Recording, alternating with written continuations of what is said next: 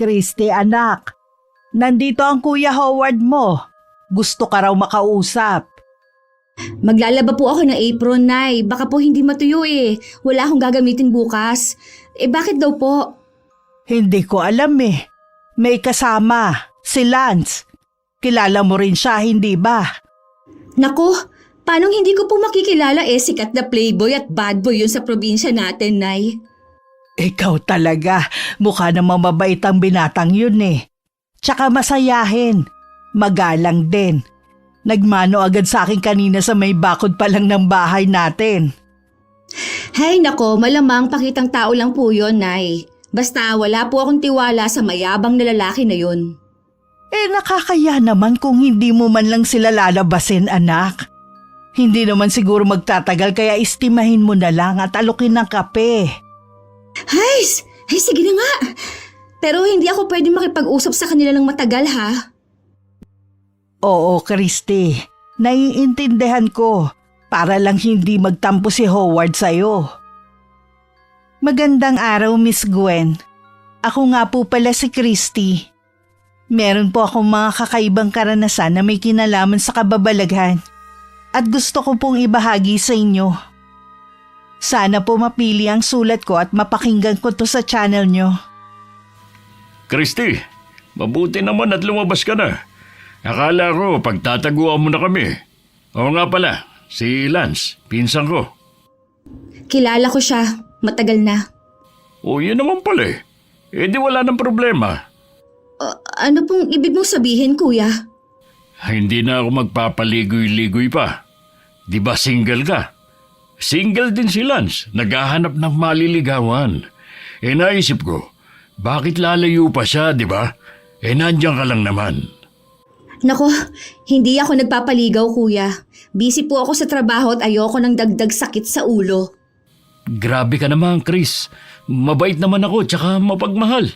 Naisip ko rin, tama ang pinsan ko. Bakit di natin subukan? Malay mo, magkasundo tayo. Hindi! Sigurado akong hindi tayo magkakasundo dahil bukod sa mayabang ka na, may history pa ng pagiging babaero. May mga pagkakataon talaga na hindi ko makontrol ang bibig ko. Likas na prangka kasi ako. Mukhang nasaktan sila sa sinabi ko pero huli na para bawiin ko pa ang mga nasabi ko na. Si Kuya Howard ang gumawa ng paraan para malipat sa ibang usapan ang atensyon namin ni Lance. Si Nanay naman nagtimpla ng kape at bumili ng tinapay para sa mga bisita namin. Kahit sinungitan ko si Lance bago sila umalis, nangako siyang babalik para simulan na ang panliligaw sa akin. Kinuha niya ang cellphone number ko. Ayoko nga sanang ibigay kung di lang ako kinumbinsi ni Kuya Howard.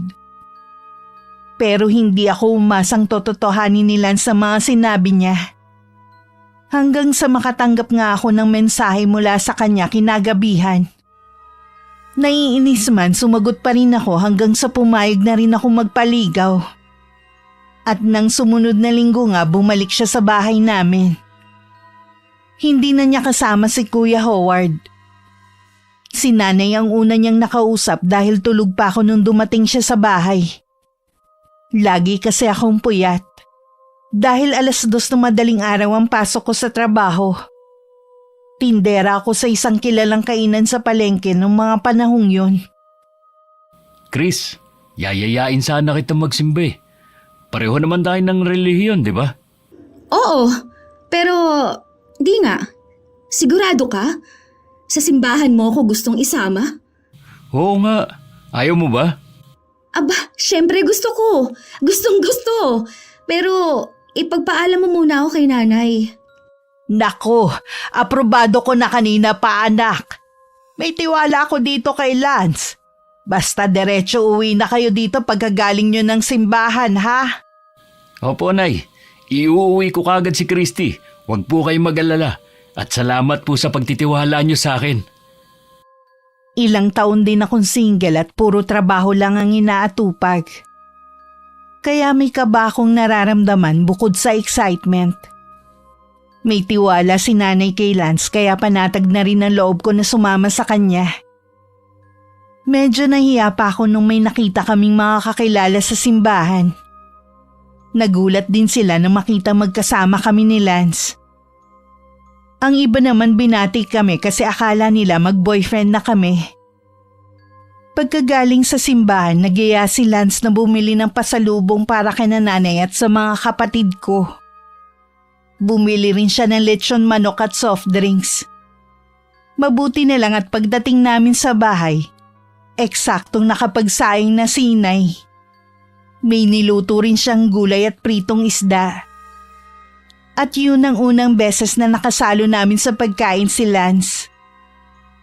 Sa pagtsatsaga at pagpupursige niyang manligaw, nakamit niya rin ang matamis kong oo. Sa simbahan ko siya sinagot. Gusto ko kasi saksihan Diyos sa umpisa ng relasyon namin. Lalo pat memorable sa akin ng simbahan. Si Lance din ang unang lalaking nanligaw sa akin na doon ako unang dinala. Kaya naman naisip ko nung mga panahong yun na karapat dapat siya sa pagmamahal na wagas. Pinagmalaki ko siya sa buong pamilya at ibang kamag-anak namin. May mga natuwa kasi sa wakas daw mag-aasawa na ako. Makakahigop na sila ng sabaw. Pero may isang tutol sa relasyon namin. Ang kapatid ng nanay ko, si Tita Adora. Christy naman, ang daming lalaki. Ang daming nanligaw sa'yo. Bakit yung lalaking pa yun ang napili mo?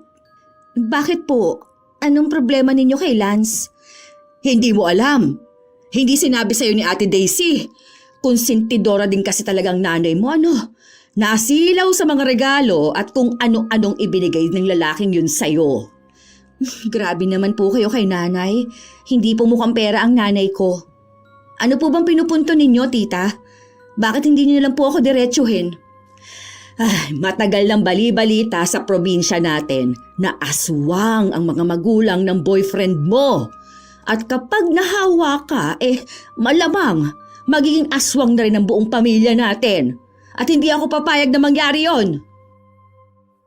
Sa totoo lang, napaisip din ako sa mga sinabi ni Tita Adora. Pero mas nanaigang pagmamahal ko kay Lance.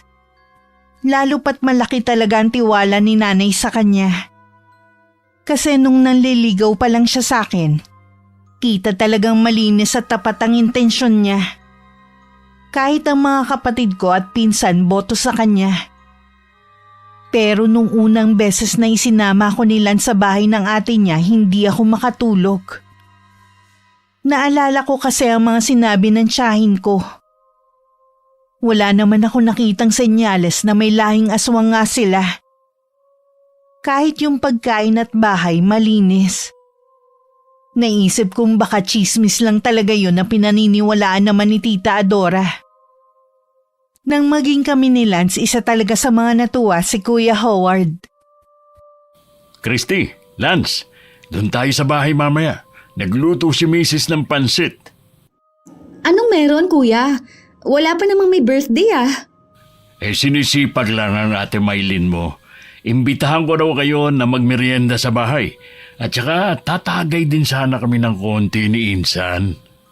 Naku, kunwari pang merienda. Iinom lang naman pala kayong dalawa. Hindi naman kami magpapakalasing, mahal. Magdadrive din kasi ako mamaya pa uwi. Oo nga naman, Neng. Kaya payagan mo na si Lance. Sige na nga. Basta 2 bote lang ng beer, kuya. Tapos, kwentuhan na lang tayo ni na Ate Maylin. Tuwing nasa bahay si Lance, madalas na ganun ang bonding namin. Minsan naman kami ang nagbibigay ng ulam kina Kuya Howard. Masipag at masarap magluto ang boyfriend ko. Dahil doon, mas lalo ko siyang minahal. Malapit din siya kina nanay at bunso. Parang tunay na ina ang turing niya sa nanay ko. Siguro dahil ulila na siya sa mga magulang. Malambing din si Lance. Ganun daw madalas kapag bunsong anak. Masaya naging simula ng relasyon namin. May plano na rin kaming magpakasal noon. Minsan umaabot ng 1 linggo sa bahay namin si Lance. Doon siya dumediretso pagkagaling niya sa trabaho. At kahit hindi pa kami mag-asawa, ibinibigay niya sa akin ang sweldo niya. Kung may isang bagay na ayoko kay Lance, yun ay ang pagiging sobrang seloso niya. Umabot kasi sa puntong pinatigil niya ako sa trabaho ko. Dahil nagseselos siya sa mga customer at kaibigan ko sa palengke. Nung minsan kasing isinama ko siya doon, nakita niya na maraming bumabate at lumalapit sa akin. Mga suki namin.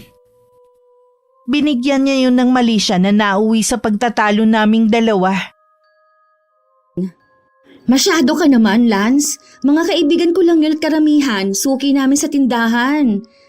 Pero mga lalaki pa rin sila, Christy. Kung ayaw mo mag-away tayo palagi, sundin mo na lang ako. Pero paano naman yung trabaho ko? Kailangan ako ng mga amo ko dahil bukod sa ako ang pinakamatagal nilang tindera, paborito rin ako ng mga suki namin. Problema na nila yun. Makakahanap din sila ng kapalit mo. Hindi ka naman mamumroblema sa pera dahil ikaw naman ang humahawak na sweldo ko. Pwede rin kitang bigyan ng puhunan sa pagtitinda ko kung gusto mo. Basta dito ka lang sa bahay. Wala akong tiwala sa ibang lalaki. Kahit bata, kaedad mo, matanda, kaibigan mo. Basta lalaki, iwasan mo. Lance! Para wala na kaming pagtalunan pa, sinunod ko na lang ang gusto ng boyfriend ko. Pinayuhan din naman ako ni nanay at ipinaliwanag ko sa amo ko ang sitwasyon. Naiintindihan naman nila ako. Tinupad nga ni Lance ang pangako niya na siya ang mamumuhunan para makapagpatayo ako ng tindahan. Bukod kasi sa trabaho niya bilang pintor, caretaker din siya sa isang malaking bahay. Nasa US ang mga amo niya. Buwan-buwan may natatanggap siyang sweldo. Nagkasundo rin kami mag-loan ng perang lingguhan kung bayaran. Hindi naman kami nagkaproblema sa pagbabayad dahil bukod sa kita niya, maganda rin lagi ang benta ko noon sa maliit kong tindahan. Sa akin bumibili sina nanay at mga kapitbahay namin. Insan, nabalita mo ba yung nangyari ka na Joben, Jojo at Ricky? Mga pinsan at barkada natin? Oh, Kilala ko rin sila, Kuya Howard. Ano po bang nangyari sa kanila? hindi nga malaman Si Joben daw, binangungot. Si Jojo naman, sumakit na matindi ang tiyan. Yun ang kinamatay. Magkakasunod lang silang tatlo. Ano pong ikinamatay ni Kuya Ricky? Parang kaedad niyo po yun, di ba? Tama ka. Kaklase ko nga siya eh. Ang sabi, hindi na raw nagising. Maayos pa naman nung natulog. Nalaman na lang ng mga kasama sa bahay na nilalanggam na raw at wala ng buhay. Sa palagay ko may nakaalita ng mga binatang yon. Meron nga siyang asawa ng isang tiyahin namin ni Lance. Yung taga Marinduque. Palagay namin, paraya yun o isang kakaibang klase ng kulam. Kulam? Oo, Ning. Dahil namatay ang anak ng tiyahin namin sa inuman. Nagkaroon sila ng alitan ni na Joben, Jojo at Ricky. Dapat yung tatlong target ni Tio pero yung anak niyang natamaan, nasaksak niya. At hindi niya matanggap yung nangyari. Sa sobrang galit, biglang umalis ang buong pamilya nila rito. Sa tingin ko humingi ng tulong ang tsuhin mo sa mga mangyan, Howard. Matindi mangulam ang tribong yun. Kaya dapat talaga iwasan natin makagawa ng atraso sa kapwa natin. Dahil hindi lahat marunong magpatawad. Yung iba gumagante. At kung buhay ng mahal nila ang kinuha mo, buhay din ang sisingilin nilang kabayaran mula sa iyo. Kinilabutan ako sa mga nalaman ko nung araw na yun. Bata pa lang naririnig ko na ang tungkol sa mga aswang at kulam. May 2 binatang kamag-anak na rin kaming naging biktima ng tinatawag nilang paraya. Lalaki ang are at unti-unting maaagnas hanggang sa yun na ang ikamatay ng biktima.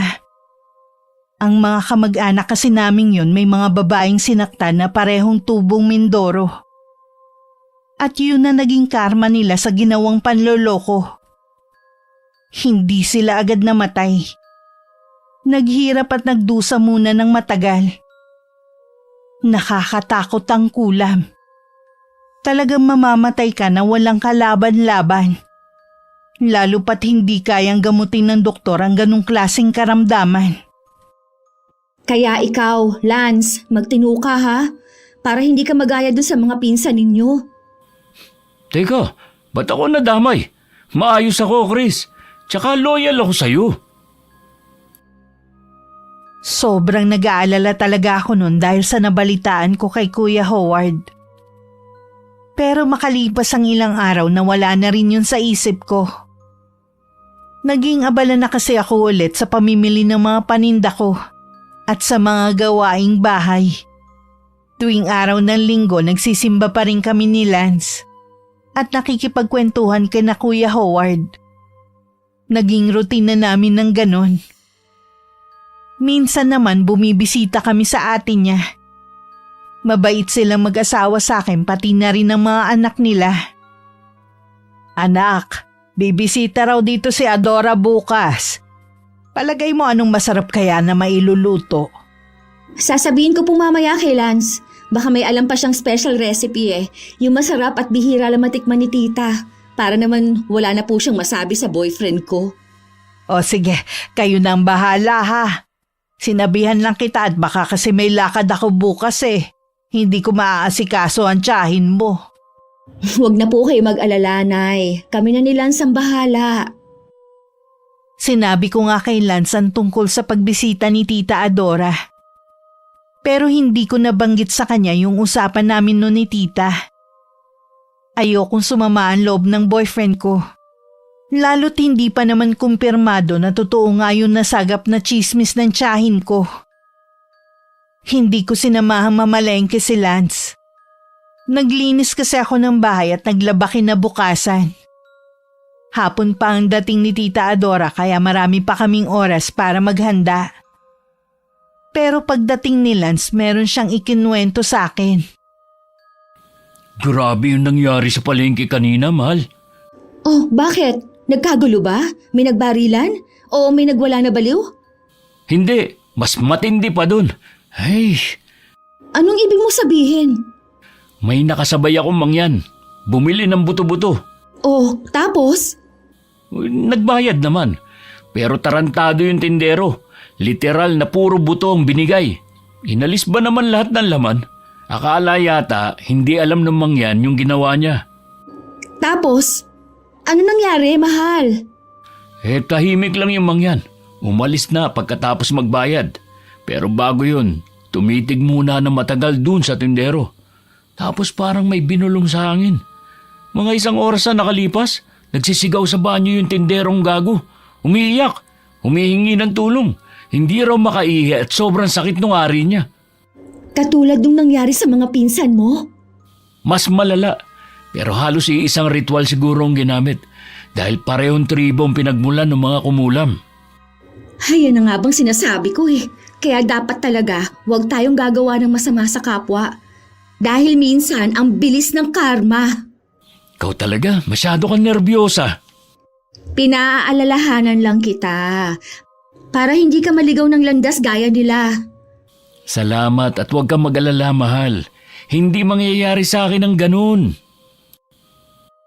Dahil sa mga naikwento ni Lance, bumalik na naman ang takot sa puso ko. Hindi ko alam kung bakit ganun na lang katindi ang kilabot na nararamdaman ko tuwing mapag-uusapan ng kulam. Hindi pa ako nakakakita ng taong kinulam. Lalo na yung nilalabasan daw ng mga insekto sa katawan. Pero maisip ko pa lang ang tungkol doon parang bumabaliktad na ang sikmura ko. Bumibilis ang tibok ng puso ko at pinagpapawisan ako ng malapot. Dumating pa nga sa puntong napapanaginipan ko na ang tungkol doon. Mabuti na lang tulog manok si nanay.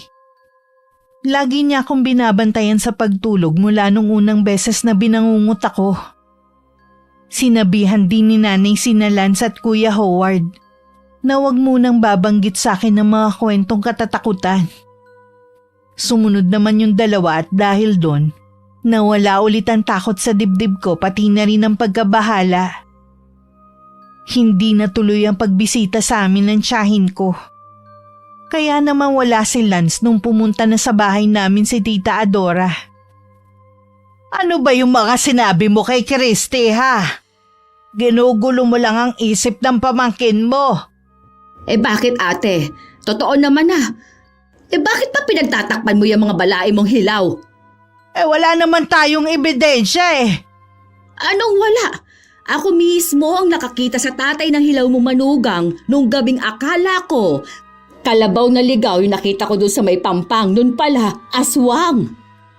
Totoo po ba yun, Nay?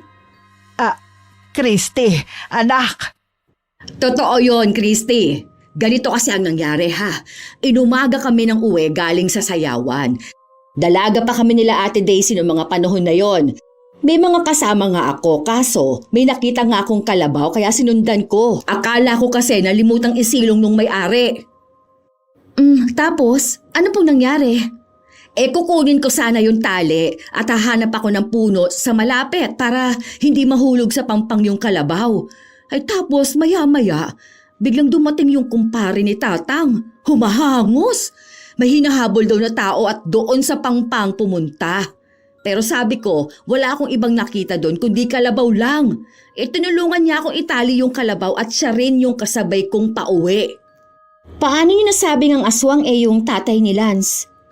Hindi naman agad nalaman. Mga ilang linggo pa ang lumipas bago nakumpirma ng kumpare ng lolo ninyo. Nung napagkwentuhan na lang ulit. Naulit kasi ang ganong pangyayari at sa ikalawang beses, nasaksihan niya kung paanong nagpalit anyo yung biyenan mong hilaw. Mula sa pagiging tao, biglang naging kalabaw. Hindi ko pa rin alam kung maniniwala ba ako kay Tita Adora ng mga oras na yon. Pero nang tingnan ko si inay, nakita kong seryoso siya kahit hindi nagsasalita. Kaya naisip kong baka nga nagsasabi ng totoo ang tiyahin ko. At nasaktan ako dahil doon. Lalo na't napamahal na rin talaga sa akin si Lance. Gulong-gulo nun ang isipan ko. Parang naintindihan ko bigla ang pinagmumula ng agam-agam ni Tita Adora. Kung ako lang, wala namang problema kahit pamahawaan ako ng pagiging aswang ng boyfriend ko. Pero paano nga naman kung mahawa rin ng mga kapamilya ko? Kung sakaling ang totoong hinala mo, Adora, hindi naman siguro kay Lance ipinamana ng mga magulang niya ang pagiging aswang.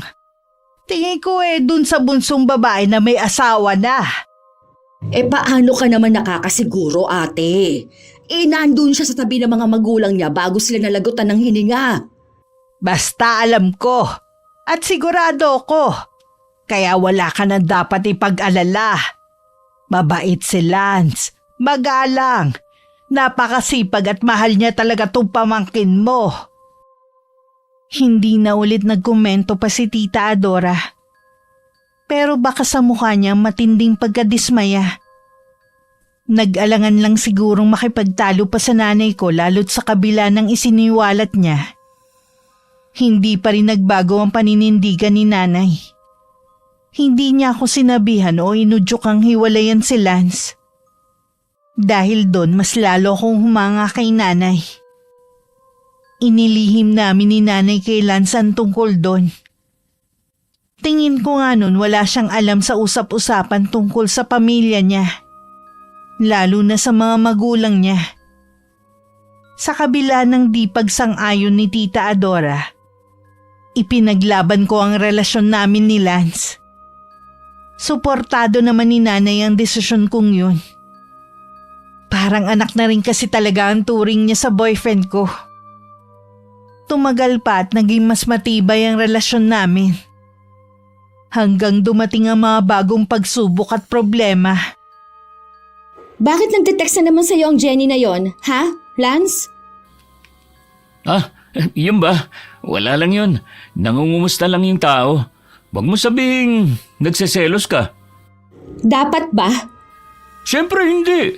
Buntis na si Jenny sa bago niyang boyfriend. At ako naman, kontento at masaya na ako sa iyo.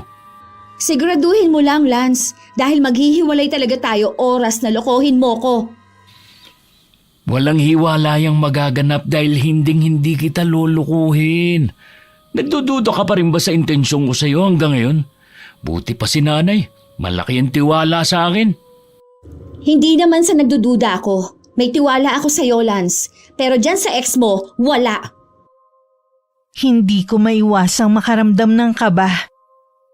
Dahil sa biglang pagpaparamdam ng ex ni Lance. Takot na baka mawala siya sa akin. Na baka maisip niyang mahal niya pa pala ang ex niya. Na mas mahal niya kaysa sa akin. Una pa lang naman inamin ko na sa kanyang selosa ako. Mas matindi nga lang siya kung magselos dahil pati bata pinagseselosan. Dahil binigyan naman ako ni Lance ng assurance, nagtiwala ako sa mga salita niya. Naalala ko rin yung pangako ko sa sariling ipaglalaban ko ang relasyon namin. Ano man ang mangyari. Na kung nalagpasan ko ang pagtutol ni Tita Adora, hindi yung ex lang niya magiging dahilan para masira kaming dalawa. Lalo't kung dahil lang sa isang text message na binigyan ko ng mali siya. Lumipas ang ilang linggo. Naging tahimik ulit ang lahat. Unti-unti kong nalimutan ang tungkol kay Jenny at ang mga kutob ko. Ang atensyon ko kasi buong buo kong ibinuhos sa maliit kong tindahan. Laking tuwa ko na dumami ang mga suki ko. Kahit ang mga kapitbahay dumadalas ang pagbili ng bigas, kape, sardinas at kung ano-ano pa. Kaya napilitan din ako magdagdag ng paninda. Dagdag trabaho pero mas nakakalibang. Ramdam ko na unti-unting gumagaan ang buhay namin. At dun ko muna inabala ang isip ko. Isang gabi dumating si Lance. Medyo nagulat nga ako kasi halos hindi siya sumagi sa isip ko nung nagdaang linggo. Umupo siya sa bangko na nasa loob ng tindahan. Baka sa mukha niya ang pagod. Pero may napansin pa ako. Parang mailap siya kung tumingin ng mga oras na yun. Hindi ko naman napigil ang itanong ang tumatakbo nun sa isip ko. Lance, napansin ko lang, nito mga huling linggo, bihira ka nang dumalaw dito. Kung dati halos gabi-gabi kang nandito, ngayon para kang kabuti. Hindi ka rin halos nagte-text o tumatawag. Kahit simpleng kumusta man lang, wala. Ay, Christy, sana maintindihan mo. Sobrang busy lang talaga ako sa trabaho. Pag uwi ko, bagsak na agad ako sa higaan. Wala na akong lakas para magbukas ng cellphone. Hindi ko sinasadya na hindi ka matawagan. Ang totoo, pati si na Ate Lara, halos hindi ko na rin nakakausap kahit magkasama lang kami sa bahay. Hindi naman ako humihingi ng sobrang oras sa'yo eh. Naiintindihan kong pagod ka, na maraming iniisip. Pero sana man lang kahit isang simpleng mensahe o isang tawag bago ka matulog. Hindi ko kailangan ng higit pa ron. Ang gusto ko lang maramdaman na may effort ka pa rin ipakita na nandyan ka pa rin para sa akin. Na mahalaga pa rin ako sa'yo. Christy, hindi mo lang talaga naiintindihan kung gaano kabigat lahat. Sa totoo lang, nagigilty na nga ako kasi pakiramdam ko. Kulang na ang oras ko para sa'yo. Pero wag mo naman agad isipin na may masama akong ginagawa. Wag mo isipin nagbabago na ako dahil hindi totoo yun. Hindi ko sinasabing may ginawa kang masama. Pero ramdam ko kasi, Lance. Ramdam ko na parang may nagbago sa'yo. Sa atin. Kung dati, excited ka palaging pumunta dito. Lagi ka masigla. Ang dami mong dalang kwento. Ngayon, parang may pader na nakaharang sa pagitan natin eh. Parang nawawala ka na sa akin, Lance. Christy, ang dami ko lang talagang iniisip nito nakaraan. Pamilya ko, mga bayarin, trabaho, lahat sabay-sabay. Kung hindi ako nakakapag-text, kung hindi ako nakakatawag, hindi ibig sabihin nun nagbabago na ako. Hindi ibig sabihin na may iba akong iniintindi. Ikaw pa rin, Christy. Lagi ka pa rin nasa isip ko kahit hindi ko na lang lagi sinasabi at naipaparamdam sa'yo. Sana nga, Lance. Kasi ayoko dumating sa puntong magkakatotoo yung mga hinala ko. Hindi ko deserve na maramdaman na parang wala na akong halaga. Na parang option na lang ako. Alam mong kaya kong tiisin na LDR tayo, pero hindi ko kayang tiisin ang pakiramdam na parang wala ka ng pakialam. Grabe ka naman, Christy. Hindi kita binabaliwala. Hindi ko niisip na wala kang halaga, pero tao lang din ako. Napapagod. Nadadala ng dami ng problema. Hindi ko kayang maging perpekto sa lahat ng bagay. Tao lang ako. Oo, tao ka nga lang. At ako rin naman. Kaya nga ako nagsasalita ngayon kasi tao lang akong nasasaktan. Tao akong naghahanap ng kaunting oras mula sa taong mahal ko. Tao akong napapraning kapag parang may nagbabago. At higit sa lahat, tao akong umaasa na hindi ako iiwan, hindi ako ipagpapalit. Sorry, mahal. Hindi ko intensyon na iparamdam sa iyo yan. Hindi ko rin gustong isipin mo na wala na akong pakialam. Pero sana, huwag kang magduda agad. Kailangan mo rin magtiwala. Hindi lahat ng bagay kailangan mong hanapan ng mali. Nagtitiwala ako, Lance. Alam mo yan. Pero may hangganan din ng tiwala kapag walang kasamang effort.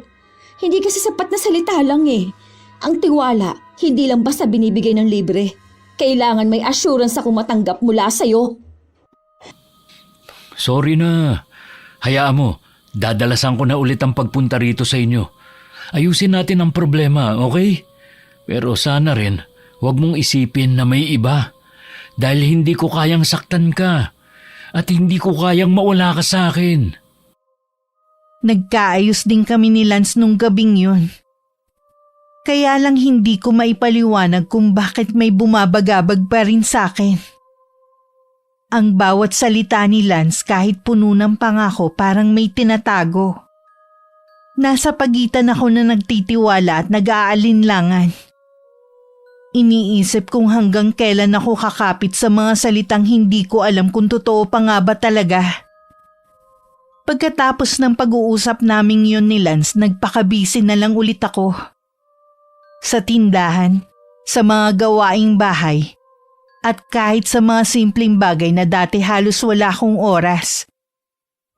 Hanggang isang araw naisipan ko magbasa ng mga romance story sa isang sikat na reading app. Doon ko muling naramdaman ang kilig at hilig ko sa pagsusulat. Hinanap ko ang mga lumang notes ko, mga unfinished plot at storyline. Isa-isa kong tinuloy at pinost ko sa social media.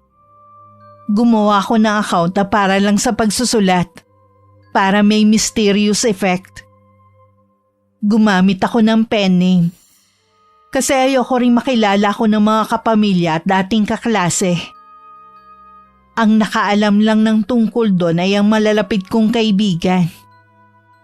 Si Lance naman lalo pang naging abala sa sariling buhay. At hindi ko alam kung ako ba ang nagbago. Pero parang unti-unti na rin ako nawalan ng pakialam sa kanya. Lalo na't alam kong simulat sa pool kontra siya sa passion ko sa pagsusulat. Hanggang isang gabi dumating siya sa bahay. Wala siyang dalang pasalubong. Walang sweetness gaya ng dati. Medyo nanibago ko, pero hindi na ako nagtampo. Ang totoo, hindi ko rin siya gaanong na-miss. Christy, may nabalitaan ako. Nagsusulat ka raw ulit, tapos pinopost mo pa online. Totoo ba yun? Oo, Lance. Totoo. Pero dapat nga masaya ka para sa akin Kasi 'di ba, wala na akong oras para magduda, magdemand, o magselos. Sa halip, nakahanap na ako ng paraan para maging masaya sa sarili kong mundo. Hindi ba dapat ganun? Masaya? Christy, ano nakakatuwa ron? Sa halip na makipag-usap ka sa akin, dun mo dinadaan sa mga storya mo lahat ng nararamdaman mo. Hindi ba't parang lumalayo ka lalo sa akin? Para bang mas gusto mong kausap yung mga estranghero kaysa sa boyfriend mo? Hindi ko gustong lumayo sa'yo sa totoo lang. Pero paano pa ako lalapit kung sa tuwing sinusubukan kong kausapin ka, puro pagod, puro dahilan ang sagot mo? Kaya ako nagsusulat ulit kasi hindi ko na nailalabas ang lahat ng nararamdaman ko na hindi ko na masabi sa'yo. Kasi ayaw mo na akong pakinggan Doon ko nararamdaman na may nakikinig kahit hindi ko kilala. At kung hindi mo kayang intindihin yon, okay lang naman.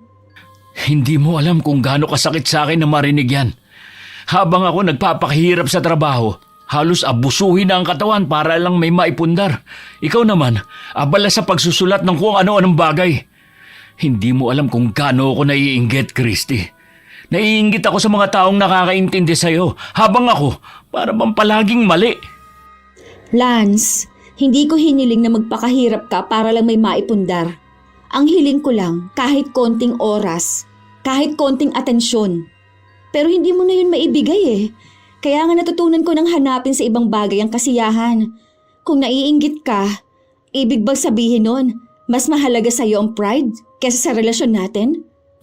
Hindi pride ang pinag-uusapan dito, Christy. Respeto ang hinahanap ko. Respeto na sana bago mo ilabas sa mundo ang mga damdamin mo, sa akin mo muna sinasabi. Respeto na sana hindi ka nagtatago ng pagkakakilanlan para magsulat ng mga bagay na alam kong ako ang tinutukoy. Respeto rin ang hinihingi ko, Lance. Respeto na sana hindi akong laging huli sa listahan ng mga bagay na inuuna mo. Respeto na sana hindi mo ako sinisisi sa bawat pagkukulang mo. At respeto na sana hayaan mo akong maging ako. Kasi kung hindi mo kayang tanggapin ang hilig ko, ibig sabihin lang nun, hindi mo ako kayang tanggapin ng buo. Hindi ko kayang makipagtalo pa. Kung ganyan ang iniisip mo, wala na akong magagawa. At umalis siya. Kahit halos wala pang 2 oras ang inilagi niya sa bahay namin. Hindi ko siya inabol. Sa halip hinayaan ko na lang siyang mag-walk out. Dahil sa sandaling yun, naisip kong baka hindi na kami magkaayos pa ulit. Matapos nga ang mainit naming pagtatalo, akala ko wala nang mas titindi pa sa bigat na nararamdaman ko. Pero hindi pala.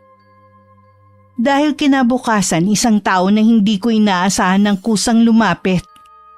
Para ilantad ang katotohanan ng sisira sa lahat ng tiwala at pagmamahal na pilit kong pinanghahawakan.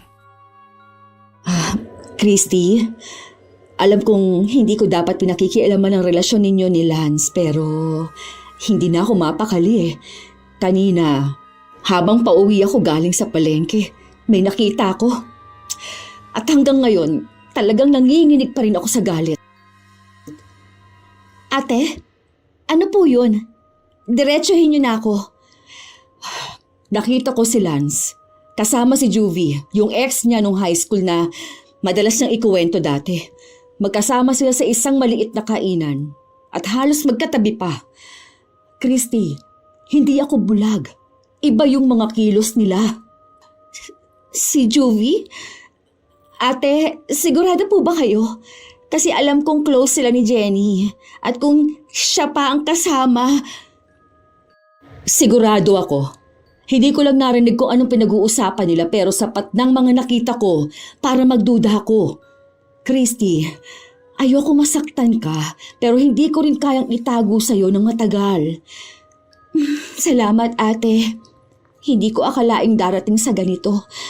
Hindi ko alam kung magagalit ako o masasaktan dahil sa ipinagtapat ninyo. Pero isa lang ang sigurado. Humanda sa akin si Lance kapag nagkaharap kami ulit. Hindi ako umiyak. Pero galit na galit ako. Nagtiwala ako at pinanghawakan ng mga pangako niya. Kaya pala biglang nagbago. Kaya pala nanlamig at laging busy. Hindi pala trabahong inaatupag kundi ibang babae. Agad ako nag-send ng message sa kanya. Simple lang ang laman. Pumunta ka dito sa bahay ASAP. At gaya ng inaasahan ko, dumating siya. Oh, nandito ka na pala. Kumusta trabaho mo? Ayos lang ba ang pamilya mo? Busy pa rin ba yung bayaw mo sa mga project niya? Sina Ate Lara at yung mga bata? Oo, medyo. Ako naman, stress pa rin at sobrang busy. Kaya pasensya na kung hindi na naman ako madalas dumalaw. Pero teka, bakit parang ang cold mo ngayon, mahal? May problema ba? Wala naman. Curious lang ako. Kumusta naman kayo ni Juvie? Ano? Si Juvie? Anong kinalaman niya rito? Christy, huwag kang magbiro ng ganyan. Hindi ako nagbibiro. May nakakita sa inyo. At huwag mong sabing hindi totoo dahil mismong si Ate Maylin ang nakakita sa inyo ng ex mo. Ano bang meron sa inyo, ha, Lance? Bakit hindi mo sinabi sa akin na nagkikita pala kayo at nagde-date? Christy, hindi. Nagkataon lang na nagkita kami tapos nagkape. Ano bang masama doon? Wala akong ginagawang masama kaya wala kang dapat ikagalit. Walang masama. Pinaamin kita. Pero hanggang ngayon nagde-deny ka. Lance, sa lahat ng taong makikitang kasama mo, ex mo pa talaga ang kasama mo ng palihim? Huwag mo nga akong gawing tanga. Hindi ko alam kung bakit kailangan mo pampalakihin to. Hindi kita niloloko, Christy. Kaya pwede ba? Huwag kang mag-isip ng kung ano-ano. Biglang sumilip si nanay sa tindahan kaya nanahimik na lang ako. Pinilit kong wag sumigaw. Wag humagulgol. Pero sa loob-loob ko parang unti-unting gumuho ang mundo ko. Mahal ko siya. Pero hindi ko kayang itolerate ang panloloko niya at pagdedenay. Siguro nga oras na para bitawan ko siya. Nag-walk out ulit siya. Hindi siya nagpaalam kahit sa nanay ko. Hinayaan ko lang ulit siyang umalis. Hindi ako nakakain nung gabing yun. At nung tulog na ang mga kasama ko sa bahay, saka ko lang hinayaang tumulo ang mga luhang ilang oras ko rin pinigilan sa pagpatak. Dahil sa mga nalaman ko, unti-unti ako nawalan ng gana sa lahat. Hindi ko na nagawang magsulat, ni magbasa man lang ng mga kwentong dati pinagmumulan ng saya ko. Naghayatus ulit ako. Para bang namatay na naman ang apoy na muling nagpasigla sa akin. At doon parang lalo kong naramdaman ang lungkot at galit na pilit kong ikinukubli sa pamilya ko. Hanggang isang araw may kaibigan ako nag-alok ng trabaho sa kabilang bayan. Impulsive siguro, oo.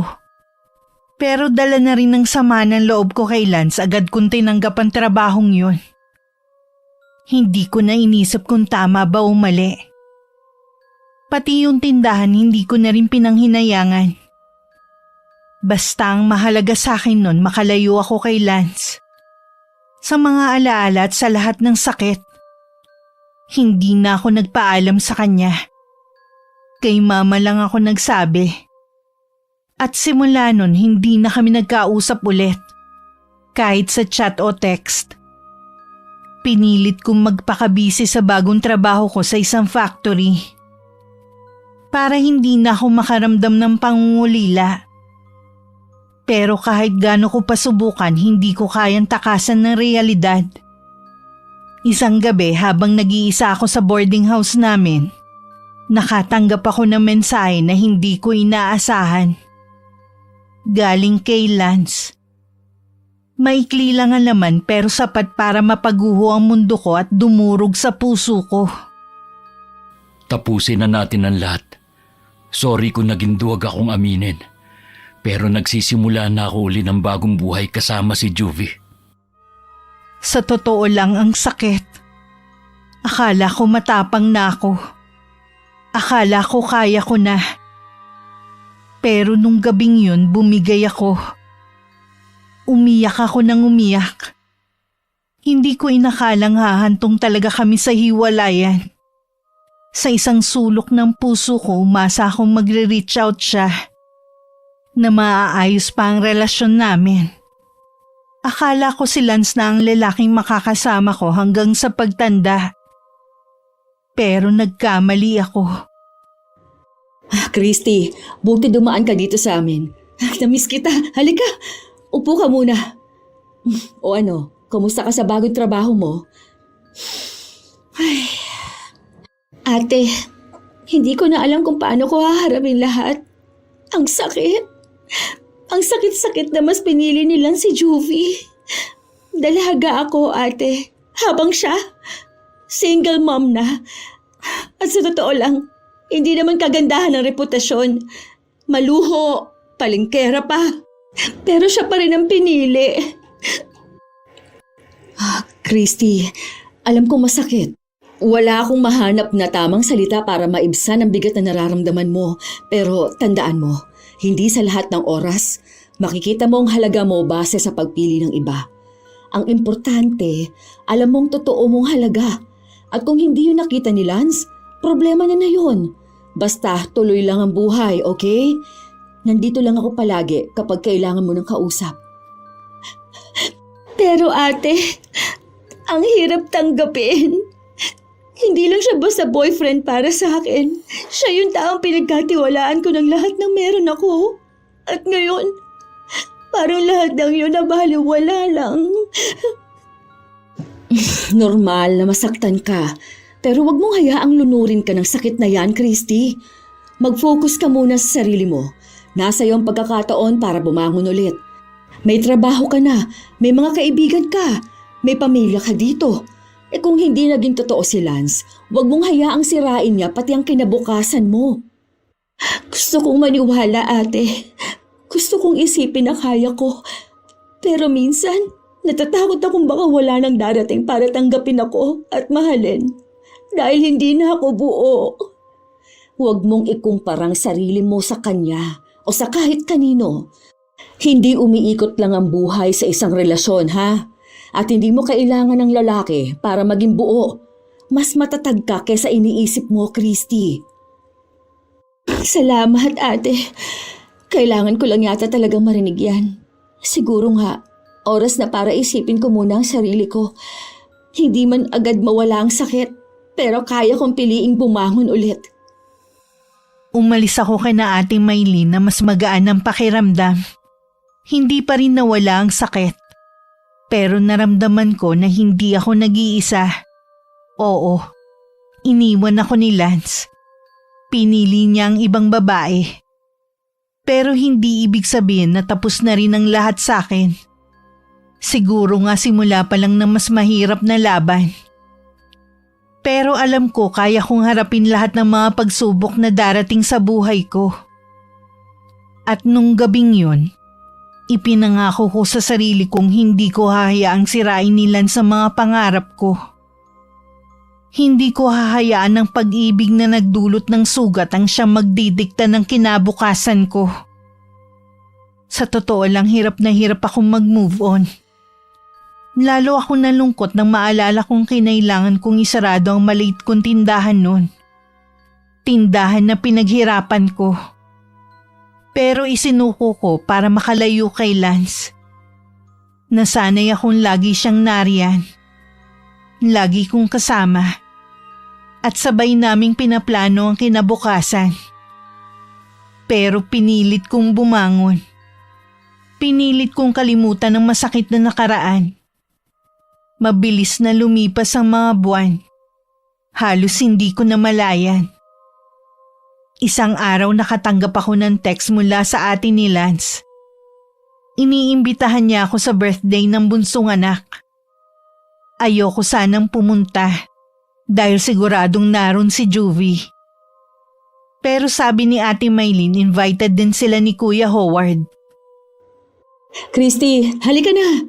Sama ka sa birthday party. Hindi pwedeng wala ka, ha? Kahit pa anong nangyari, pamilya pa rin tayo sa paningin ng ate ni Lance. Ate, hindi ko alam. Siguradong nandoon si Juvie.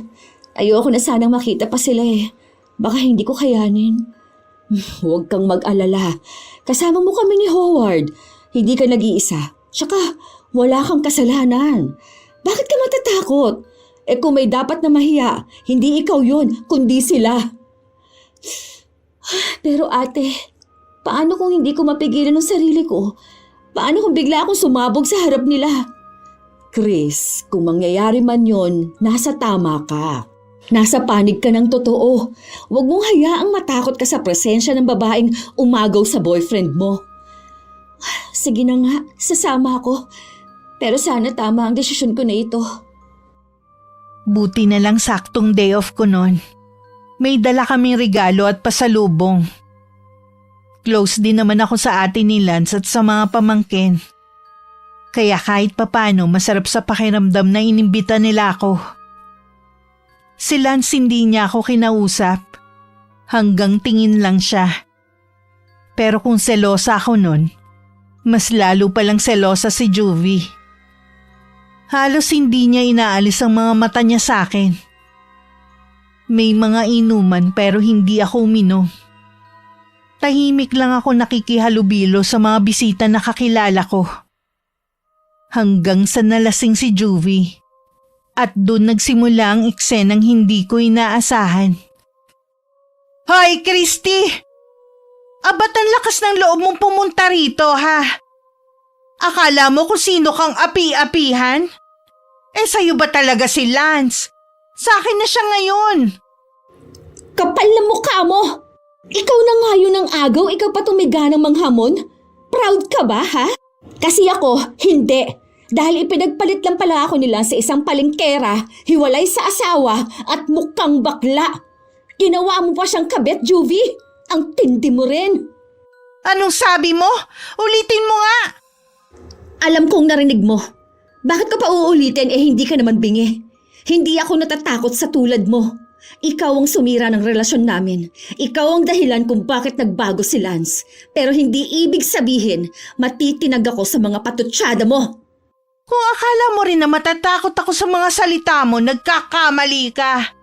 Ako na ang mahal ni Lance ngayon. Kung mahal ka nga niya, bakit kailangan mo pang lasingin ang sarili mo para ipamukha yun sa akin? Ang taong sigurado sa pagmamahal, hindi nag-aaksaya ng oras patunayan yun sa iba. Kaya kung ako sa'yo, tumahimik ka na lang, Juvie. Nakakaya ang eksenang yun. Si Lance halos hindi makatingin sa akin. Hiyang-hiya siya sa nangyari lalo at sa harap ng mga bisita ni Ate Lara. Lumapit siya sa akin at halos pabulong na nagsalita. Christy, patawarin mo ako. Pasensya na sa lahat. Hindi ko alam na hahantong sa ganito. Sumusobra ka na talaga, Lance. Hindi mo lang niloko si Chris. Pati pamilya mo, dinamay mo sa kahihiyan. Tingnan mo, hindi mo nga kayang kontrolin ang pinili mong babae. Huwag ka na magpaliwanag, Lance. Wala na akong pakialam sa mga sasabihin mo. Hindi ko na yan kailangan. Para saan pa? Hindi mo na rin mababawi ang sakit na dinulot mo sa akin. Lumapit din sa amin ang ate niya. Humingi ng pasensya. Sobrang nahiya raw sila sa nangyari. At ako, nagsisi rin ako na sumama pa ako ron. Pero sa isang banda, buti na rin. At least nailabas ko ang galit ko sa jowa ng ex ko. Yung babaeng nang akit at nagtulak kay Lance para pagtaksilan ako. Hindi na kami ulit nagkausap ni Lance pagkatapos ng gulo sa pagitan namin ni Juvie. Pinili kong magpakabisi sa trabaho, sa sarili kong mundo, at sa mga simpleng bagay na nagpapakalma ng isip ko. Hindi na rin ako nag-boyfriend. Siguro natakot na rin ako. O baka sadyang napagod lang ako makipagrelasyon. Nabalitaan ko kay Ate Maylin na nagsama na raw sina Lance at Juvie. Ang sakit. Iniiyak ko na lang ulit. Pero sa totoo lang nung mga panahon na yun, natutunan ko na rin tanggapin na siguro nga hindi talaga siya para sa akin. Isang araw simpleng hapon lang sa bahay namin. Naglilinis ako ng kuko. Tahimik ang paligid. Nang biglang dumating si Ate Maylin. Hindi naman ako nagulat na binisita niya ako. Dahil madalas naman siyang pumasyal sa amin. Pero kinilabutan ako sa kakaibang ngiti niya nung mga oras na yon.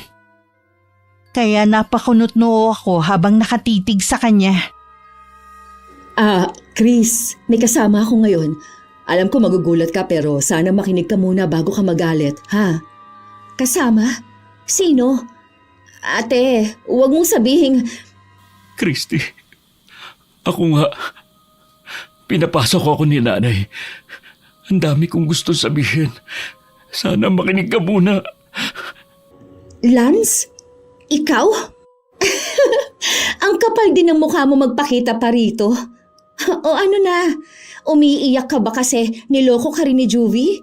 Aba, sinong tanga ngayon? Kinarma ka lang, Lance. Christy, please. Nagkamali ako. Oo, niloko niya ako. Pero iba ka. Ikaw ang minahal ko. Ayokong matapos tayong ganito. Bigyan mo pa ako ng isang pagkakataon. Isang pagkakataon? Lance, ilang beses na ako nagbigay sa'yo noon. Pero anong ginawa mo? Binaliwala mong lahat. Pero Christy, hindi ko kayang wala ka. Wala akong katahimikan, wala akong direksyon. Sa'yo lang ako naging totoong masaya. Kung totoo yan, bakit mo ko iniwan? Bakit mo ko ipinagpalit? Huwag mo na akong gawing option ulit, Lance. Hindi ako panakipbutas. I know my worth, kaya umalis ka na. Hindi siya agad umuwi. Nakipag-inuman pa siya sa mga tito ko na kapitbahay lang namin. Halatang gusto niyang manatili pa malapit sa akin. At nung nalasing siya, Christy, patawarin mo na ako. Sige na. Kalimutan na natin lahat. Magsimula tayo ulit. Hindi na ako magpapadala sa tukso, pangako. Ikaw na lang talaga. Lance, hindi na ako galit sa'yo. Pero ayoko na. Hindi ko na kayang ibalik ang dati. Naka-move on na ako. Kung gusto mo, pwede tayo maging magkaibigan. Pero hanggang dun na lang. Kaibigan? Christy, hindi ko kayang maging kaibigan ka lang. Pero kung yan ang gusto mo, wala na akong magagawa. Minsan, kailangan nating tanggapin na hindi lahat ng mahal natin para sa atin. Hindi tayo ang itinadhana. Mahal pa rin kita, Christy. Kahit na ano mangyari. At ako, pinili ko na mas mahalin ang sarili ko. Kaya tama na, Lance. Hindi na kita kayang mahalin ulit. mabilis na lumipas ang mga taon mula nung huling pag-uusap namin ni Lance. Hanggang sa nagkaroon ng hindi inaasahang pandemya na nagdulot ng pangamba at kilabot sa lahat.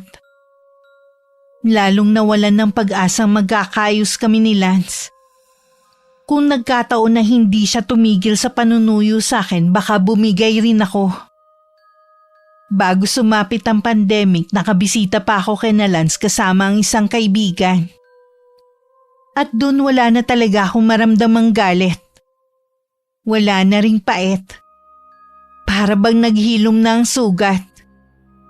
Nagkaroon kami ng pagkakataong mag-usap ng maayos. Closure ika nga. Kaya masasabi kong maayos na naging paghihiwalay namin. Walang sigawan, walang iyakan, walang sumbatan. Kapwa na namin tinanggap na baka hindi nga talaga kami para sa isa't isa. Patapos na ang pandemic na may sinagot akong manliligaw. Sa panahong yun, nalaman ko rin na may bagong girlfriend si Lance. Simple lang daw yung babae. At ayon sa mga usap-usapan, siya raw ang kauna-unahang boyfriend nun. Ang sabi pa ni Reto raw ng asawa ng ate ni Lance. Dahil may sarili na rin akong love life nun, pinili kong maging masaya para sa kanya. Iniisip ko baka ang bago kong boyfriend na nga rin talaga ang taong itinadhana para sa akin. Isang hapon habang nagkukwentuhan kami ni Ate Maylene. Ate, kumusta na si Lance? Si Lance. Sabi ni Ate Lara, balak na raw niyang pakasalan si Josephine. Mukhang seryoso na talaga siya sa bagong GF.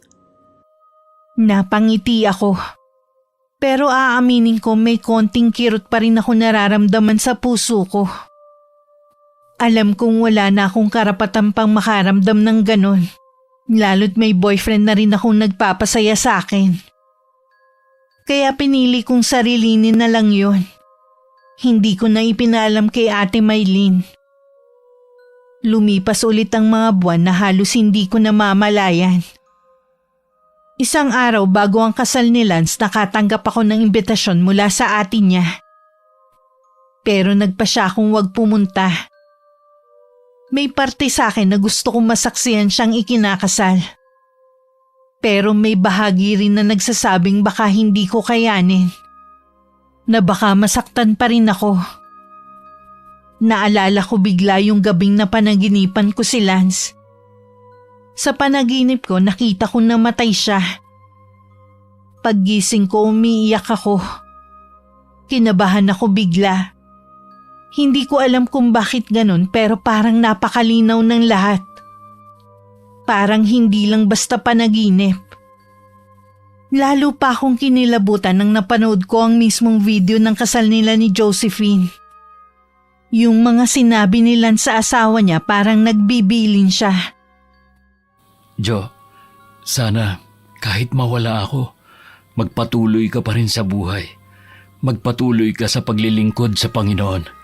Huwag mong hayaang malungkot ka dahil lang wala na ako. Parang tinambol ang dibdib ko nang marinig ko yun. Napaiyak ako bigla. Sa isip ko bakit ganun ang sinabi niya? Bakit parang may pahiwatig? Bigla ko naalala ang panaginip ko at mas lalo akong hindi mapalagay mula nun. Wala akong ibang sinabihan tungkol sa panaginip kong yun kundi si Ate Maylin. Ate, may sasabihin ako, pero sana wag mong pagtawanan ha. Kasi napanaginipan ko si Lance at doon nakita kong namatay siya. Christy, ay wag kang ganyan ha. Huwag ka masyadong mag-isip ng negatibo. Hindi maganda na dinadala mo yan sa loob mo. Baka stress lang yan. Alam kong gusto niya lang akong pakalmahin.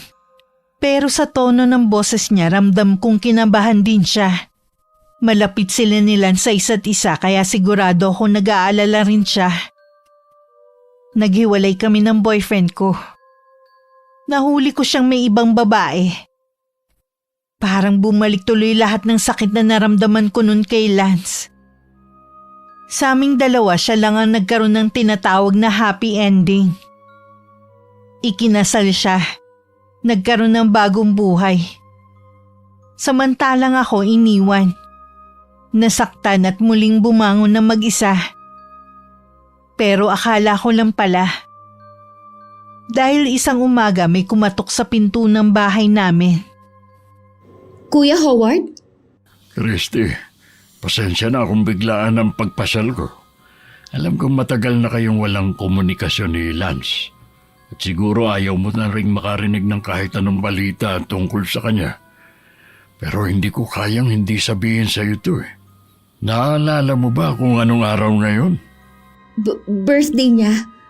Oo, birthday niya. Alam kong marami kang magandang alaala tuwing dumarating ang petsang ito. Pero kailangan mo malaman, Chris. Si Lance, may sakit siya. Ano to kuya? Biro ba to? Matagal na kami wala ni Lance at matagal ko nang tinanggap na may iba na siya sa buhay. Pero bakit ngayon? Bakit sa birthday niya, saka mo sasabihin sa akin to?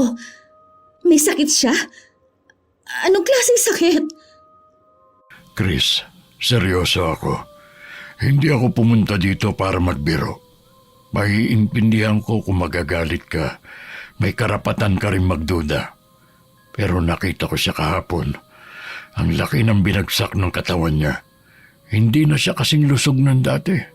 At kahit ako, nahirapan tignan ng pinsan ko sa ganong kalagayan.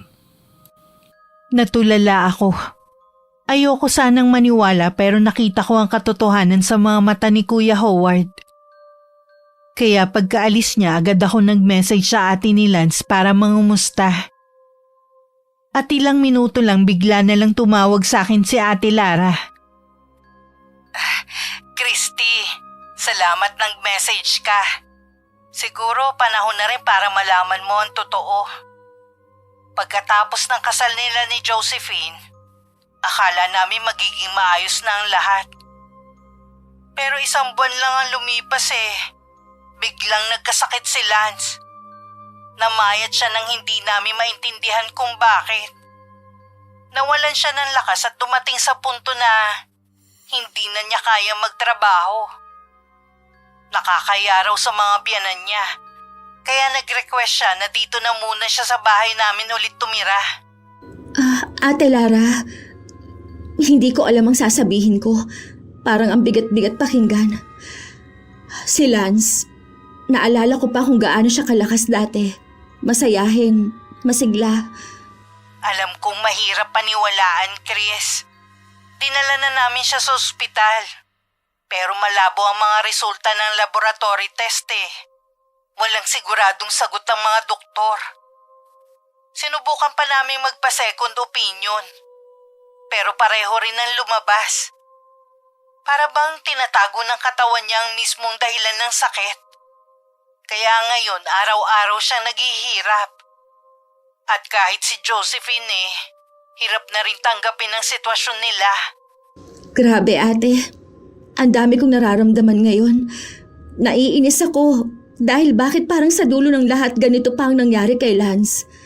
Kahit iniwan niya ako, kahit sinaktan niya ako, hindi ko kayang isiping pinaparusahan siya ng ganito. Christy, naiintindihan ko. Oo, maraming pagkakamali si Lance.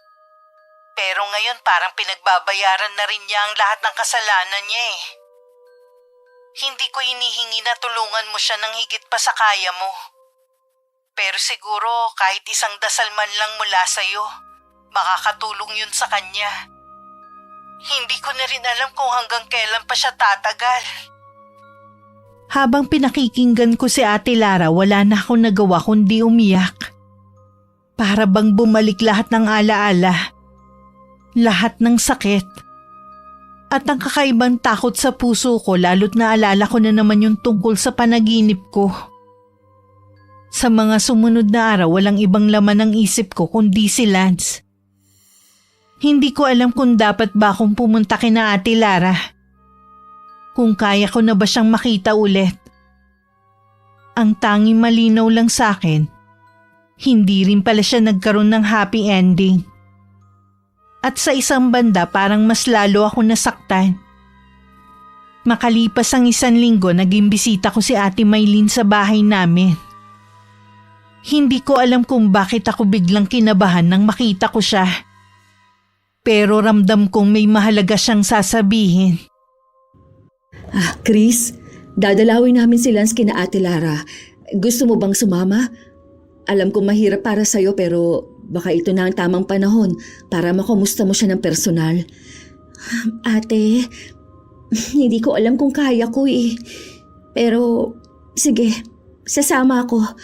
Gusto ko rin siya makita kahit sandali lang. Tahimik lang kami sa biyahe. Kasama rin namin si Kuya Howard. Parang lahat kami may kanya-kanyang iniisip. At walang gustong magsimula ng usapan. Hanggang sa makarating kami sa bahay ni Ate Lara. Nagulat siya nang makita kami. Pero agad niya kaming pinatuloy. Tinawag niya si Lance. At ilang saglit lang lumabas ito. Natulala ako. Totoo nga ang sinabi nila. Ang laki ng ibinagsak ng katawan nito. Hindi na ang dating Lance na nakilala ko. Payat, maputla, pero pilit pa rin ngumiti pagkakita sa amin. Christy, kumusta ka? Pasensya na ha. Nakakahiya ang itsura ko ngayon. Pero masaya akong makita ka ulit. Ako rin, Lance. Kumusta ka? Okay naman. Naghain na ako. Kumain na kayo. Hindi ko na kayo masasabayan ha. Katatapos ko lang kasing kumain nung dumating kayo eh. Sige lang, busog pa naman ako eh. Asan pala ang asawa mo? Nandun sa bahay ng mga biyanang ko. May mga kinuhang gamit. Babalik din yun mamaya. Ikaw Christy, may boyfriend ka na? Wala, at hindi ako naghahanap. Hindi ako naniniwala. Oo, totoo nga. Lance, ang laki ng ipinayat mo. Hindi siya sumagot. Tumahimik lang bigla. Ako rin biglang wala nang masabi. Lahat ng kasalanan niya sa akin nun parang bigla akong nakalimutan. Gustong gusto ko siyang yakapin. Pero pinigilan ko ang sarili ko. Hindi na pwede. Hanggang tingin na lang ako at pangungumusta. Bilang respeto na rin sa asawa niya. Malungkot ako nung umalis kami. Pero nangako ako sa sarili na babalik ako ulit doon sa susunod na linggo. Naging mahirap para sa akin ang mga sumunod na araw. Ang bigat lagi ng pakiramdam ko. Tiningnan ko yung picture ni Lance na sinend ni Ate Lara. Payat siya pero malaki ang tiyan. Hindi ko napansin yun nung dinalaw namin siya kasi maluwag ang t-shirt na suot niya. Parang may kakaiba talaga sa nangyayari sa kanya. Lalo't walang makita sa mga lab test. Christy, babalik kami bukas. Dadalawin ulit namin si Lance. May dala akong mga pagkain. Ginisang munggo na may chicharon tsaka graham. Siguro matutuwa siya. Ay, sayang nga lang hindi na siya pwedeng kumain ng marami gaya dati. Ate, salamat ha. Siguradong matutuwa yon. Paborito niya yung munggo na may chicharon comfort food niya. Tsaka yung graham. Pero natatakot ako ate. Nahihirapan ako makita siya na ganon. Alam ko, Chris. Pero wala namang masama kung malaman niyang nagmamalasakit ka pa rin sa kanya. Oo. Gusto kong makita siya ulit. Gusto kong sabihin na magpakatatag siya. Tahimik ulit kami sa biyahe. Pagdating namin kina Ate Lara, hindi na kami naharap ni Lance. Nasa loob siya ng kwarto. Nakaratay. Sumilip kami ni Ate Maylin sa pinto. Hawak niya ang tiyan niya. Hinihimas-himas. Ang isang kamay naman ay nasa noo. Kita ko sa mukha niya matinding paghihirap. Dahil doon hindi ko na napigilang mapahagulgol. Nang marinig niya ang boses ko, tumingin siya sa labas ng kwarto. Pero hindi nagsalita. Pilit siyang ngumiti. At napangiti rin ako habang umiiyak. Nakilala niya ang boses ko. Bakit ganito ang nangyayari? Bakit ganun yung lab test? Hindi ko rin alam ang sagot, Chris. Ate, gusto ko siyang lapitan, hawakan sa kamay, at sabihang lumaban pa para sa asawa niya, para sa pangarap niya na magkaroon ng anak.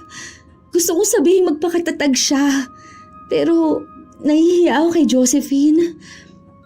Gawin mo ang bulong ng puso mo, Christy. Hindi mo kailangan mahiya. Baka makatulong yun kay Lance. Matagal din naman ang pinagsamahan ninyong dalawa. Lumapit kami ng bahagya sa pinto at sumilip ulit. Ayoko pang umalis pero kailangan na naming umuwi. Hindi ko itinuloy yung gusto kong gawin. Naduwag ako. Sa tricycle pa uwi, hindi ko napigilang umiyak. Ewan ko pero ang bigat ng pakiramdam ko. Parang dinudurog yung puso ko. Sumagi sa isip ko na baka yun na ang huling pagkakataong makita ko siyang buhay. Ang bigat sa pakiramdam kasi yung dapat na huling yakap. Huling hawak sa kamay. Huling pagkausap sa kanya.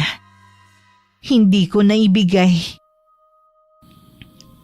Ate Lara, patignan niyo na kaya sa albularyo si Lance. Hindi normal ang nangyayari sa kanya. Baka may kumapit na sumpa. Baka may ibang dahilan na, kaya hindi nakikita sa laboratorio. Alam mo naman ang relihiyon namin, Howard.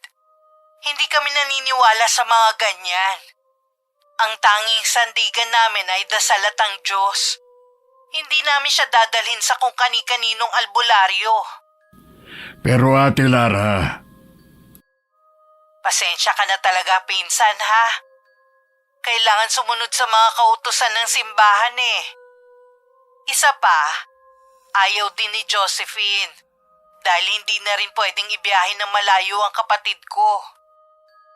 Nandun ako sa bahay ni na Kuya Howard nung tawagan niya si Ate Lara. Kaya alam ko na dismaya talaga siya. Ramdam ko may sama ng loob si Kuya Howard. Pero pinili niyang wag nang makipagtalo. Tahimik muna siyang uminom ng tubig saka kami kinausap ni Ate Maylin. Alam niyo, kahit ayaw nila, dadaling ko pa rin ang litrato ni Lance sa kakilala kong mahusay na albularyo. Kailangan ko malaman kung tama ba o mali ang kutob ko. Hindi ako mapalagay. Baka hindi talaga sakit ang dahilan kung bakit nagkaganon si Insan. Wala ko na isagot kundi isang mahinang pagtango bilang pagsang-ayon. Kasi sa totoo lang, ganun din ang kutob ko. May kakaibang nangyayari kay Lance. Halos lagi akong puyat. Hindi siya mawala sa isip ko. Lagi rin akong umiiyak. Sa kusina habang naghuhugas ng plato. Sa kwarto bago matulog. Habang naglalaba at kahit habang nagkakape ako. Lalo na pag naaalala ko yung mga masasayang sandali namin sa bahay. Yung lambingan, tawanan namin sa umaga, yung panonood ko sa kanya habang nagluluto siya at marami pang iba. Hanggang isang madaling araw, bandang 3:00 yun. Naalimpungatan ako dahil tumunog ang cellphone ko. Tumatawag si Ate Lara. Christy, pasensya na sa istorbo. Wala na si Bunso. Pumanaw siya kagabi pa bandang 11:30. Lance!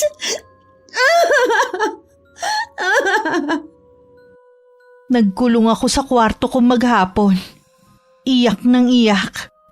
Hindi rin ako kumain. Parang tumigil ang pag-ikot ng mundo. Hindi ako makapaniwalang wala na siya. Ang lalaking kahit sinaktan ako may puwang pa rin sa puso ko.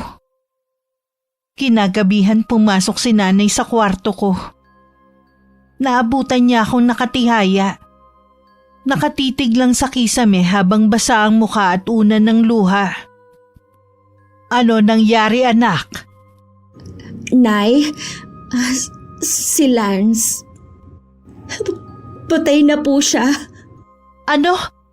Kailan pa, Christy? Diyos ko! Napasinghap ng malakas si nanay at sabay kaming humagulgol habang yakap-yakap niya ako. Parang tunay na anak na ang turing niya kay Lance. Kaya alam kong masakit din sa kanya ang nalaman. Pupunta kami ng mga tita mo sa unang lamay ni Lance. Sasama ka ba, anak? Hindi, Nay. Hindi ko pa siya kaya makita na nasa ataol. Hanggang sa araw ng huling lamay ni Lance para akong robot. Hindi pa rin nagsisink in sa akin ng lahat. Ang katotohanan wala na siya. Na hindi na siya babalik. At hindi ko na makikita pa kahit kailan. Nagpunta kami ni na Ate Maylin sa huling lamay ni Lance. Ang daming tao. Doon ko lang talaga nalaman kung gaano karami ang nagmamahal sa kanya. Sabi ni Ate Lara galing daw doon si Juvie. Kaaalis lang nung dumating kami. Sa totoo lang takot ako sumilip sa patay na nasa loob ng kabaong. Pero kay Lance, hindi. Tinitigan ko pa siya. Matagal. At halos matumba ko kung hindi lang ako naalalayan ni Ate Lara. Gusto kong pigilan ng sarili kong umiyak lalo na't naroon ng asawa niya. Ayokong makita ni Josephine na ganun kalalim ang epekto ng pagkawala ni Lance sa akin. Pero hindi ko napigilan. Ang mga luha ko tuloy-tuloy na nagsipatakan habang nakaharap ako sa kabaong niya. Nagpunta ako sa banyo at doon ako humagulgol ng humagulgol. Naalala ko lahat mula sa umpisa. Nung time na isinama siya sa amin ni Kuya Howard. Hanggang sa magkaroon kami ng maayos na hiwalayan. Napakabata pa ni Lance para mamatay. Naalala ko rin yung sinabi sa akin ni nanay na baka kaya hindi kami yung nagkatuluyan dahil baka hindi ko raw kayanin. Kapag ako yung asawa niya nung mga panahon nagkasakit siya, hanggang sa tuluyan na lagutan ng hininga. At tama nga siya. 5:00 na ng madaling araw nang umuwi kami ni na Ate Maylin. Nagpahinga lang saglit tapos naghanda na ulit para makipaglibing. Sa simenteryo hindi na napigilan ni Ate Lara na mapahagulgol. At dun ko lang nakitang umiyak si Josephine. Kagaya ng huling beses na dinalaw ko si Lance, hindi ko nagawang lapitan siya. Kahit sa huling pagkakataon. Binuksan ang kabaong niya. Humawak sila sa mga paa niya. Gusto ko rin sanang gawin yun. Gusto kong ipadama kay Lance na mahalaga siya sa akin. Hanggang sa huling sandali niya sa mundo. Pero naduwag na naman ako. Kaya tahimik na lang ako umiyak mula sa malayo. Habang tinatanaw ko siyang ihatid sa kanyang huling hantungan. Matapos magpaalam kina Ate Lara, sumakay na ako sa isa sa mga inarkelang jeep. Habang umaandar yun, iyak pa rin ako ng iyak. Hindi muna ako umuwi sa bahay namin. Dumiretso ako kina Ate Maylin. At doon may nalaman akong mas mabigat pa kesa sa pagkawala niya. Christy, may kailangan ka malaman. Tama ang hinala ko. Walang sakit si Lance. Kinulam siya. Ano? Kuya, anong ibig mong sabihin? Kinulam siya gamit ang isang kandilang itim. At ang salarin, asawa ni Juvie. Diyos ko. Kaya pala biglaan lahat. Kaya pala walang makita sa mga lab test niya. Pero, bakit? Paano? Alam mo ba kung anong klase ng kulam ang kandilang itim? Hindi yun pangkaraniwang sumpa. Ang bawat sindi ng kandila, unti-unting kumakain sa lakas ng biktima. Una, papayat. Magmumukhang sakitin kahit malakas naman dati. Tapos, lalakihan tiyan. Para isipin ng tao, may sakit sa loob. Baka sa atay, baka sa bituka. Pero ang totoo, ang kandilang itim ang sumisipsip ng buhay niya. Kaya pala ganun ang katawan ni Lance. Payat, pero malaki ang tiyan. Oo, at hindi siya mabilis na pangungulam. Ang kandilang itim, ginagamit ng mangkukulam kapag gusto nilang pahabain ang paghihirap ng isang tao. Hindi agad pinapatay ang biktima. Kuya, bakit naman ang asawa ni Juvie? Ano bang nagawang kasalanan ni Lance sa kanya? Ang sabi ng albularyo, may atraso raw sila sa kanila. Dahil hindi talaga hiwalay sa asawa si Juvie. 3 taon na raw ito ng taning kay Lance. 3 taon ang ibinigay na limitasyon ng buhay niya matapos sindihan ng kandila. At ngayong taon, natapos ang oras ni Lance. Hindi makatarungan. Sa pagtataksil nila no ni Juvie, sa kasalanan nilang dalawa sa akin, buhay ni Lance ang naging kabayaran. Ganon ang kulam, Christy. Hindi mo agad nakikita pero mabigat ang parusa. At ang mas masakit, walang gamot laban sa kandilang itim. Maliban na lang kung mahuhuli agad ang magsisindi at mapapawalang bisa ang orasyon. Pero huli na, wala na ang pinsan ko. Para akong pinagsakluban ng langit at lupa. Bumalik lahat ng sakit at galit sa puso ko. Naalala ko ang pagtataksil nila noon. Kung paano halos nasira ang buhay ko dahil sa kanila. Kung hindi nila ginawa yun, kung hindi nila ako niloko, baka buhay pa si Lance ngayon. Hindi ko alam kung anong mas masakit. Ang makita siya naghirap hanggang sa uli, o ang malaman na sinadya talaga ng ibang tao ang lahat ng yun. Kuya, may ganun palang klase ng kulam. Ang tagal ng pagpapahirap para lang parusahan hindi lang ang biktima, kundi pati ang pamilya nito. Oo, hindi basta-basta ang kandilang itim.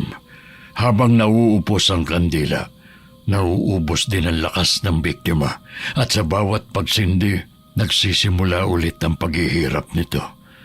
Kaya hindi tuloy-tuloy ang sakit ni Lance. Minsan medyo nagiging maayos siya. Akala ni na Ate Lara gumagaling na.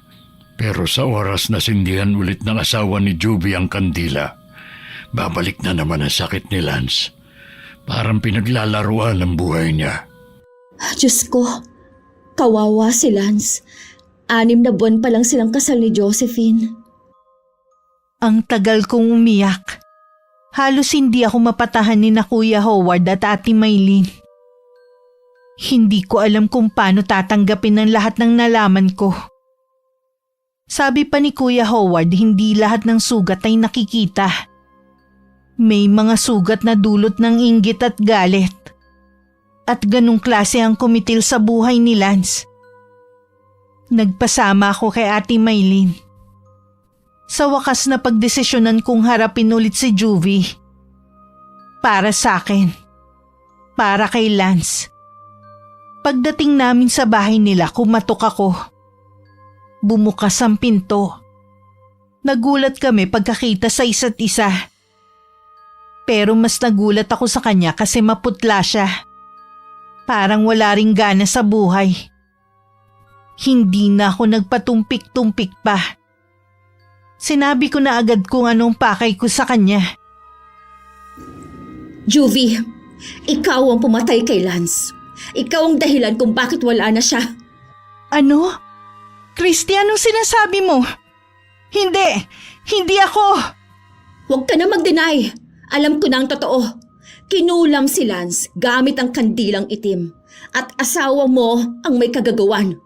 Kung hindi dahil sa'yo, hindi sana nangyari sa kanya yon. Kung hindi dahil sa kalandian mo, hindi sana napaagang kamatayan niya. Christy, patawarin mo ko. Hindi ko alam. Hindi ko alam na aabot sa ganito. Oo, kasalanan ko. Ako may sala sa pagkawala ni Lance. Pero maniwala ka, hindi ko sinadya. Hindi ko alam na ang asawa ko ang... Anong hindi sinasadya, Juvie? Ikaw ang nagdala ng lason sa buhay niya. Ikaw ang dahilan kung bakit siya napahamak, kung bakit siya namatay. Christy, totoo, kasalanan ko. Pero hindi ko hiniling sa asawa ko na gawin yun kay Lance. Nung iniwan ko siya dati, galit na galit siya. Sabi niya kapag hindi ako bumalik, may kapalit. Akala ko puro pananakot lang. Akala ko wala siyang lakas ng loob na gumawa ng masama. Pero mali pala ako nang inakala. Alam mo, Juvie, hindi sapat ang sorry. Hindi mabubuhay nun ulit si Lance. Hindi niyan mabubura ang mga gabing paghihirap niya habang unti-unti siyang pinarurusahan ng kulam. Christy, maniwala ka sa akin. Wala na akong balak balikan ng asawa ko noon. Kasi alam kong wala rin ako magandang kinabukasan sa kanya. Wala siyang trabaho. Sobrang seloso. Palaging nananakit. Kaya pinili ko si Lance. Kasi kilala ko na siya. Si Lance ang first love ko. Pero nung nalaman ng asawa ko, doon na siya nagbanta. Kaya ako nakipaghiwalay kay Lance kahit mahal na mahal ko siya. At hinayaan mo lang na mangyari yun? Hinayaan mong si Lance ang sumalo ng lahat ng galit ng asawa mo? Oo, mali ako. Oo, naduwag ako. Natakot ako sa asawa ko. Natakot ako saktan niya ako. Pero hindi ko alam na si Lance ang magiging kapalit. Hindi ko alam, Christy. Kung alam ko lang, sana ako na lang. Sana ako na lang ang namatay at hindi si Lance. Alam mo ba, Juvie, hanggang sa huli, gusto pa rin niyang mabuhay para sa asawa niya. Para kay Josephine. Hindi niya alam na may nakasulat na palang tatapusin na ang buhay niya. Hindi niya alam na habang pinipilit niyang maging matatag, may kandilang unti-unting nauupos kasabay ng pagkaubos ng oras niya sa mundo. Christy, sorry. Patawarin mo ko. Kung may magagawa lang ako para ibalik si Lance, kaso wala na. Araw-araw nagdurusa rin ako.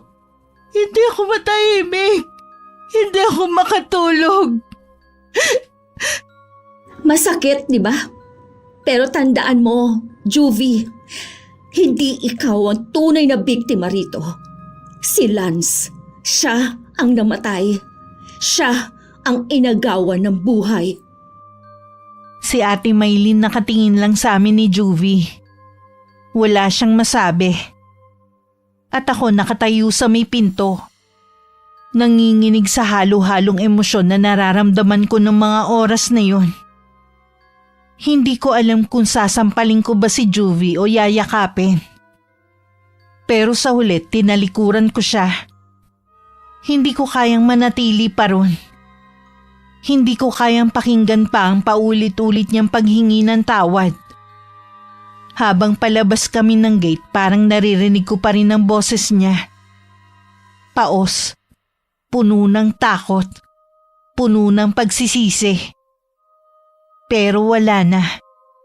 Huli na ang lahat. Wala na si Lance. Lance, sana naririnig mo ang mga salitang hindi ko masabi noon. Sana marinig mo ngayon. At sana, kahit saan ka man naroroon, malaman mong mahalaga ka sa akin hanggang sa huli. Pagkatapos namin magkausap ni Juvie, hindi pa rin ako mapakali. Ang dami pa ring tanong sa isip ko. Kaya nagpa siya akong yayain si Ate Maylin sa albularyong kakilala ni Kuya Howard. Kailangan kong marinig mula sa matandang yun mismo kung ano ba talaga ang ginawa kay Lance. Abay, mabigat ang kaso ng kaibigan ninyo. Hindi basta-basta lang ang paggamit ng kandilang itim. Isa ito sa pinakamabangis na uri ng kulam. Ano po ba talaga ang ginagawa ng kandilang yun? Kapag sinindihan ng kandilang itim, bawat patak ng wax nito ay parang sumpa na tumatagos sa kaluluwa ng biktima. Hindi agad lumalabas ang sakit. Unti-unti lang, dahan-dahan. Minsan, taon ang binibilang bago tuluyang kunin ng buhay ng biktima. Kaya, hindi madaling makita ng mga doktor o kahit sinong ordinaryong tao mga sintomas nito. Kaya pala parang bigla na lang siyang nanghina kahit sinasabi ng mga doktor na wala naman siyang malubhang sakit. Sino po ba ang gumagawa ng ganyang uri ng kulam? At bakit kailangan pa ng kandilang itim? Ang kandilang itim ay hindi ordinaryong kandila. Ginagawa ito sa pamamagitan ng dugo at abo ng hayop na inihahalo sa itim na wax. Yun ang dahilan kung bakit napakalakas ng epekto. At ang gumagawa lang nito ay yung mga mangkukulam na bihasa sa paggamit ng itim na mahika. Hindi ito kayang gawin ng baguhan. Yung gumawa nun kay Lance, galit na galit siya. Hindi lang nito basta gustong parusahan si Lance. Gusto nitong maranasan niya ang matinding sakit sa loob ng panahong ginawa niyang taning ng buhay ng biktima. Ang kandilang itim ay kadalasan ginagamit dahil sa sobrang selos, paghihiganti o obsesyon. Kung matindi nga ang obsesyon ng taong yun, gagawin niya lahat para mawala ang nakikita niyang hadlang sa kanyang buhay pag-ibig. Wala pa na talagang laban si Lance. Talagang nakatakda na siyang mamatay sa oras na sindihan ng kandilang yun. May laban sana kung nalaman niyo agad.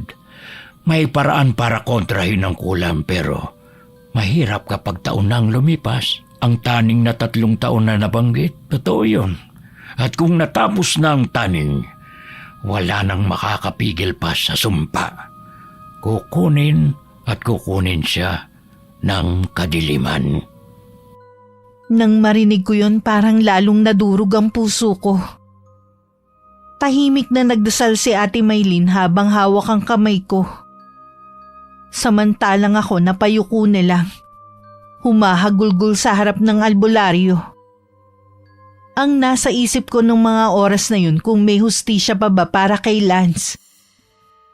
Pagkatapos namin makausap ang albularyo, nagtagal pa kami sa bahay nito. Ang bigat ng aura ng paligid, ang amoy ng usok, ang mga antigong bagay sa maliit niyang kubo, at ang salita niyang puno ng hiwaga at talinhaga. Christy, Maylin, ang kulam na ginamit sa mahal niyo sa buhay ay malupit. Naiintindihan ko ang galit na nararamdaman ninyo pero Kung naghahangad kayo ng ganoong klase ng pagganti, lalo lang kayong malulugmok sa kadiliman. Pero paano po, Tang? Paano magkakaroon ng hustisya ang pagkamatay ni Lance? Hindi magandang panlaban ang paghihiganti sa paghihiganti. Kung gaganti kayo ng masama, magbubunga lang yon ng iba pang masama. Ang tama at makapaghihilom na hakbang ngayon ay ang magdasal para sa ikatatahimik ng inyong mga puso at isipan. Salamat po, Tang. Salamat po sa payo. Hindi kami papayag na maging katulad nila. Kaya nga po kami nandito para maghanap ng sagot sa mga katanungan at hindi po para ibalik sa mangkukulam ang kasamaan. Bago kami umalis, nagpasalamat kami ulit sa matandang albularyo. Umuwi kaming may lungkot pa rin sa puso. Pero mas naliwanagan na sa lahat na nangyari. Nagpa siya akong lisanin muna ang aming lugar, Miss Gwen. Kailangan kong lumayo. Hindi para takbuhan ng utang o ano paman, kundi para hindi ko maalala palagi si Lance. Nagtrabaho ako ng 3 taon sa Maynila. Tuwing may araw na nalulungkot ako, tinatawagan ko sina Ate Lara, Ate Maylin at Nanay. Nangako ako sa sarili na pagbalik ko sa amin, pupuntahan ko agad si Lance. Uuwi ako kapag handa na ang puso ko. Wakas. Christy, anak.